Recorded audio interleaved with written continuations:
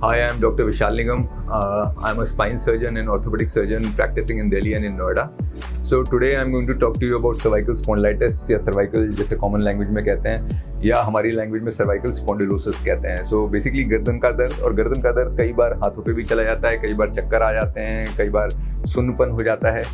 सो cervical spondylitis या spondylosis का मतलब सिर्फ एजिंग चेंजेस हैं कि एज के साथ साथ क्या हो रहा है कि हमारे जो हड्डियां एक के ऊपर एक उनके बीच में डिस्क हैं, वो डिस्क खराब हो रही है, उनकी वाटर कंटेंट कम हो रहा है, जिसकी वजह से वो जो उनकी बॉयंसी है वो कम हो रही है. जब वो कम हो जाती है तो साथ साथ में जो हड्डियों के जोड़ होते हैं उस पर प्रेशर पड़ता है, तो उनमें भी चेंजेस आने शुरू हो जाते हैं. इसका मतलब क्या है कि जोड़ खराब होते हैं, डिस्क खराब होती हैं, हड्डियाँ थोड़ी सी बढ़ने लग जाती हैं और नर्व्स पे पिंच करने लग जाती है, जिसकी वजह से दर्द होना शुरू हो जाता है. सो अगेन एजिंग चेंजेस हैं जो सबके होंगे एक एज के बाद, है ना.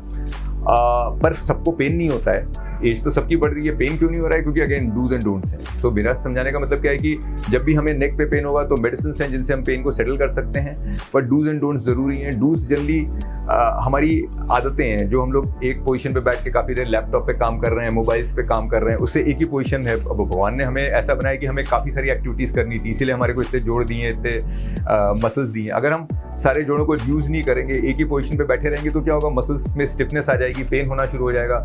सो that is why very important डूज में कि एक्सरसाइज करनी चाहिए, अपनी मसल्स को अच्छा रखना चाहिए.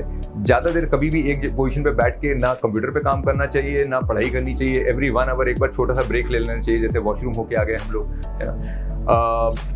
लैपटॉप लैब पे नहीं, रादर डेस्क पे रखना चाहिए, जिससे कि हमारी पोजीशन बहुत ज़्यादा ख़राब नहीं रहे. एक्सरसाइजेज रेगुलर बेसिस पे करनी चाहिए, जैसे कि वॉकिंग हो गई. नेक की कुछ आइसोमेट्रिक नेक एक्सरसाइज होती हैं, जैसे पुश करने वाली एक्सरसाइज होती हैं.